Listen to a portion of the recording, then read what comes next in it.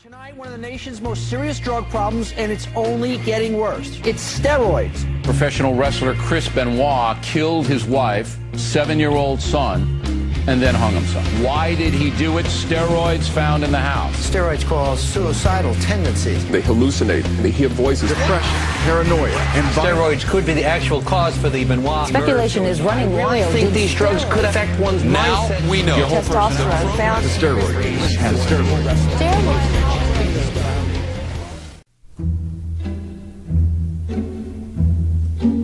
Good evening.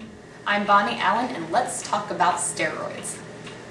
There are so many myths and false accusations regarding anabolic steroids that it is hard to see the truth of what they really are.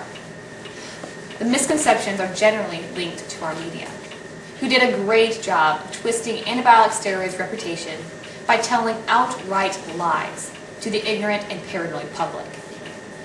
Look at the media. Do you see the irony in our government, in the behavior of our government? In the same year that the Anabolic Steroid Act, or Control Act, was passed, President Bush Sr. assigned Arnold Schwarzenegger, the poster boy of steroids, as chairman of the President Council of Physical Fitness. What about cosmetic surgery?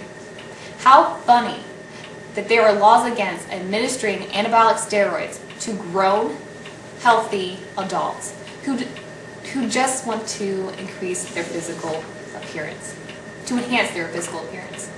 Yet, performing dangerous surgeries are acceptable when it contains foreign implants and procedures such as Botox, breast augmentation, cosmetic dentistry, eyebrow lift, facelift, liposuction, lip augmentation, and a tummy tuck. In the past few years, statistics have shown that more people have died from cosmetic surgery than 50 years of anabolic steroid use. How hypocritical that the government made anabolic steroids illegal and considers them dangerous when we have professional baseball, famously known for anabolic steroids, being sponsored, promoted, and owned by alcohol companies, who are the #1 killer in the United States. Anabolic steroids are a synthetic version of the male sex hormone testosterone. In the National Institute of Drug Abuse, they stated more than 3 million Americans use anabolic steroids for a non-medical purpose. And more than 80% stated their motives were to increase their sex appeal and not to win an Olympic award. The majority of the population who are using anabolic steroids are not your 15% of athletes who are using them, but the 85% middle-aged white gym rat who just wants to look good. There are so many reasons why they choose to use anabolic steroids. Some are to increase muscle mass, strength, performance, confidence, physical attractiveness, and to improve their mood. There are no such things as a safe drug. And anabolic steroids do have some side effects. If you abuse them, the side effects will become worse. For example, males may have acne, hair growth, raised cholesterol, shrink testicles, and may lower their sperm count, while females will have a change in menstrual cycle, deepened voice, and facial hair. But these side effects are reversible when you're off the drug. They do not cause baldness, but it can cause a person to bald faster if it's hereditary.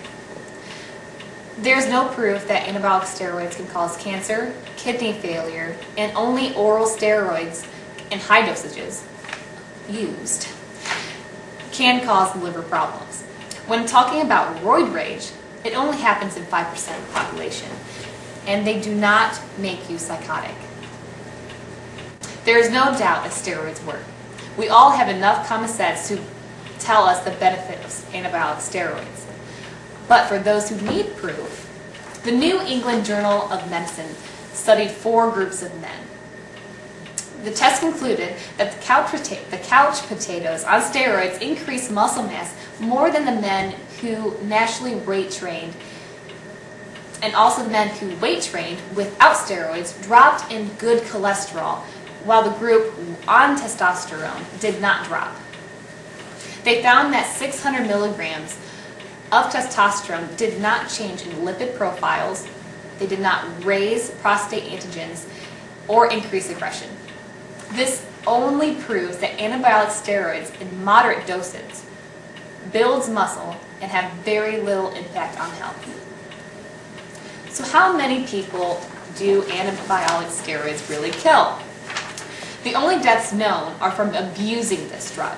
A handful of people in the last 10 years have died abusing anabolic steroids compared to the thousands who died from alcohol and tobacco. According to the CDC, only 3 Americans have died per year from using anabolic steroids, as opposed to alcohol and tobacco, who kills 510,000 people per year. In a list from emergency room visits, all deaths caused by drug use rank anabolic steroids as 142nd after aspirin, Tylenol, multivitamins, and the first on the list is alcohol. Then in 1988, the American National Association, the Drug Enforcement Agency, and the Food and Drug Administration testified in front of Congress. They stated that steroids should not be treated like an illicit drug. Congress decided to disregard their expertise, and in 1990 they passed the Anabolic Steroid Control Act. Also, is the abuse of this drug a reason to keep it illegal? It seems that Congress and media led the society to believe that anabolic steroids are more dangerous than crack, alcohol, and tobacco.